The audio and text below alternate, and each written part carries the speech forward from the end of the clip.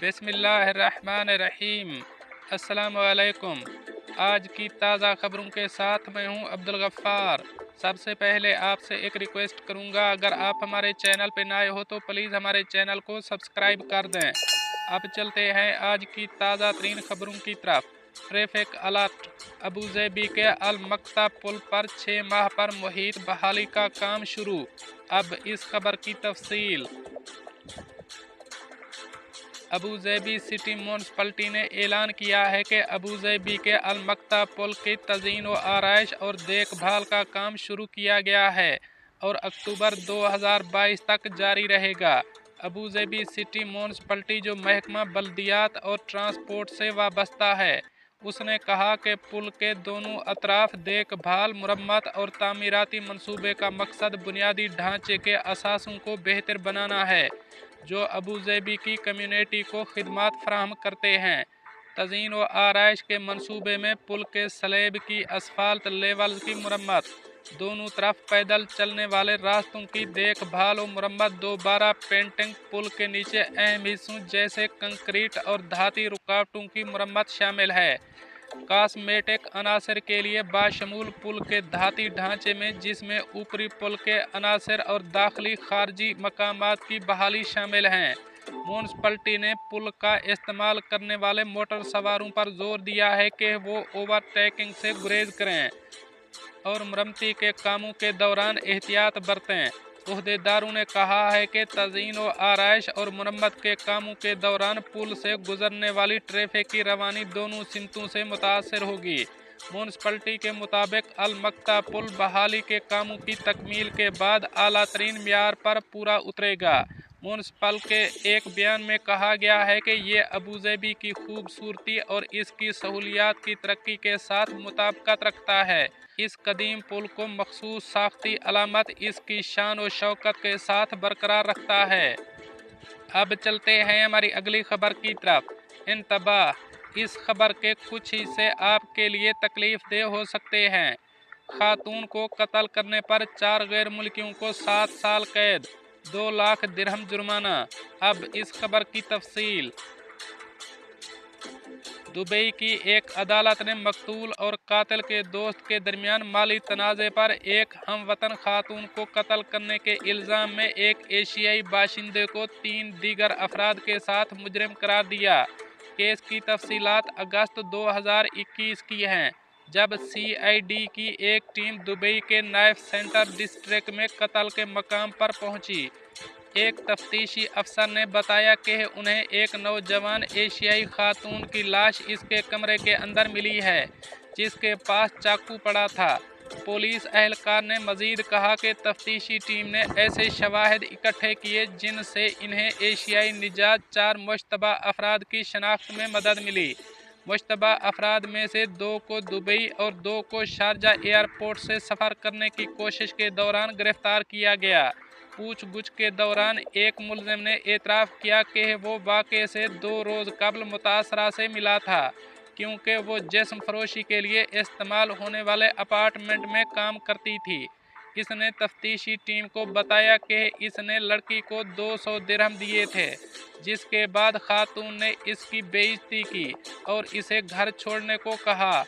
इसने वाक़े की शिकायत अपने दोस्त से की और इल्ज़ाम लगाया कि लड़की ने इसे धोखा दिया है।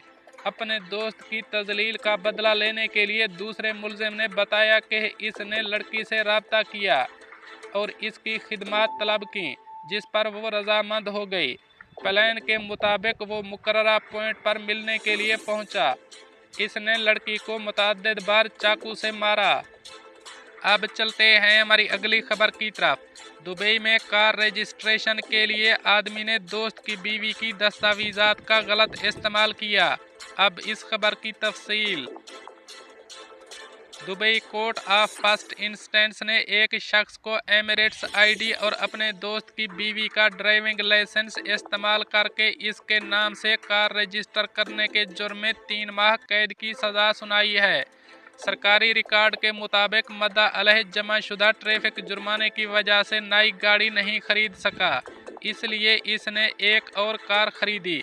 और इस खातून के कागजात इस्तेमाल किए और नई कार को रजिस्टर करने के लिए इसके जाली दस्तखत किए। मुतासरा खातून ने दावा किया कि इसे roads and transport authority RTA की जानिब से एक ईमेल मौसूल हुई कि इसके नाम से एक गाड़ी रजिस्टर की गई है। मैंने कोई गाड़ी नहीं खरीदी और ना ही अपने नाम से कोई कार रजिस्टर करवाई है। मैंने अथॉरिटी से रब्ता किया, जिसने तफसीलात चेक की तो मुझे पता चला कि मद्दा अलैह ने मेरी एमिरेट्स ID और ड्राइविंग लाइसेंस का गलत इस्तेमाल करते हुए गाड़ी को रजिस्टर किया है। मुतासरा खातून ने सरकारी रिकॉर्ड में बताया।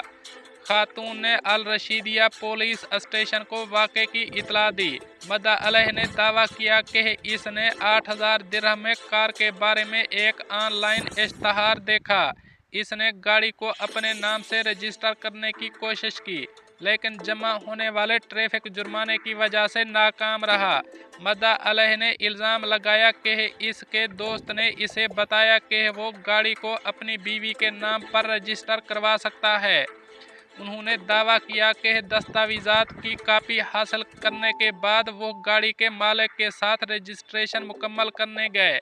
रजिस्ट्रेशन सेंटर में मुलाजिम ने गवाही दी कि मद्दा अलैह ने दस्तावेज़ात की एक कापी पेश की और इसे बताया कि खातून सेंटर के बाहर इंतज़ार कर रही है।